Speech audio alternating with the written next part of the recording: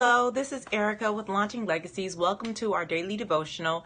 Today we are going to look at the answer to where am I? Okay, so this may seem weird because you may be like, well, where I am is not where you are. That's true to a certain extent, but then on the other hand, it's not necessarily true. So this morning I started off praying with a good friend of mine, and I'm grateful to have had that opportunity. But it always wakes me up and gets me really, really warmed up when I start by praying with other people early in the morning. And so I was praying, and we got to this place of my dear friend saying to me, well, I'm still not sure if I'm supposed to be here. And so she's struggling with anxiety and like, where am I? Am I on the place I'm supposed to be doing? I haven't done all these things that I thought I would have done by now. And did I miss the boat? Did I miss the exit? Where am I at? And how do I get to a place where I know I'm supposed to be? And the answer to where are you is very straightforward and simple if you're trusting God.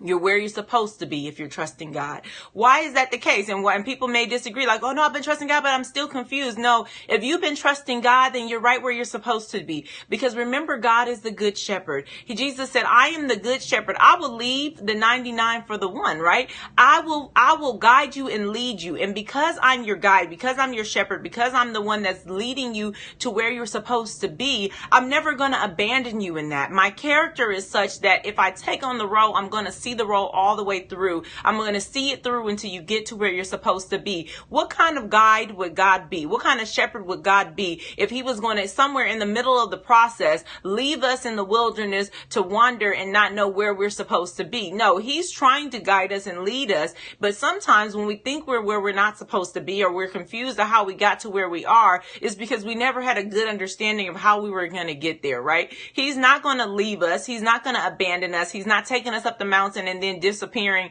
somewhere and saying, well, figure it out from this point on. No, at this point, if you're at the place where you feel like you don't know where he is and you're not sure how to reach him, it's not because he's abandoned you. It's because you never had a clear understanding of how he was going to take you. I'm saying that again because it's very important that you get it, because he's going to be faithful to being for you what he said he would be for you.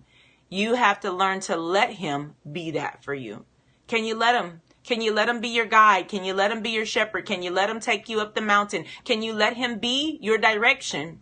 And if you can take good direction from him, then you'll never be lost no matter where you are. No matter the circumstances, you are where you are supposed to be. You've achieved what you're supposed to have achieved by now, and you're going where you're supposed to be going by now. And that's not just fluffy words. That's because of his character, not because I have so much faith in you. God bless you for whoever you are, but I know you're just human. My faith is in God's ability to do what he said he would do. And that part is the part that you have to hold on to. That's the part that I have to hold on to. That's the part that all of us have to hold on to. And it's really all that we have, that he is the good shepherd, that he'll do what he says he'll do, that we are wherever we are supposed to be. And there isn't an idea of being lost when he is our guide. There's no idea of being mistaken when he is the one that informs us. There's no place that we can go. There's no limbo and uncertain place, because he is who we find rest in. He's our shelter. And so we go to our shelter and we trust in him for who he is. And I want to share with you a few passages, just two passages actually. The first is Psalm 37:24 through 26. I'm actually going to share with you verse 25 from the Amplified Bible. And it says, I have been young and I have been old, right? Yet I have not seen the righteous forsaken. And he defines the righteous as those who in right standing with God abandoned, or his descendants pleading for bread. And so in the King James Version, it says, I've never seen the righteous forsaken, nor seen begging bread. I just haven't seen it. I haven't seen these people, this group of people in all that I've lived, right? And he says, in everything I've been through, I've been young, I've been old, but I've never seen God's righteous people be forsaken. I've never seen them in a place in which they were begging, trying to get something that they didn't have. It just hasn't happened. And so what is he saying? Look, in all time, you have lived a short life in the span of all that God has done. But in all that God has done, he's not forsaken the righteous. And that's what you need to understand. You may be young and you may be old, but in all times, God has never abandoned who he says he will take care of. He hasn't done it. And then we look at one of my other favorite scriptures is Psalm 121.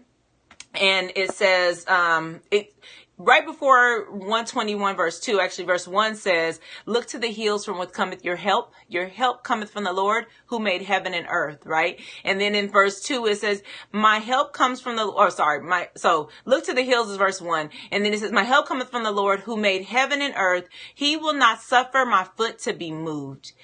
He who keeps us will not slumber. In other words, this is the God that you trust. You're looking to the hills from which cometh your help. You're realizing that your help comes from the Lord. Once you've decided that he is your help, once you put your focus like, he is my help, he is my focus, he is the one that's going to guide me. When I look to the hills for him and I search for him and I find him to be the help that he says that he is, then he's not going to allow my foot to be moved. My foot is steady on the path.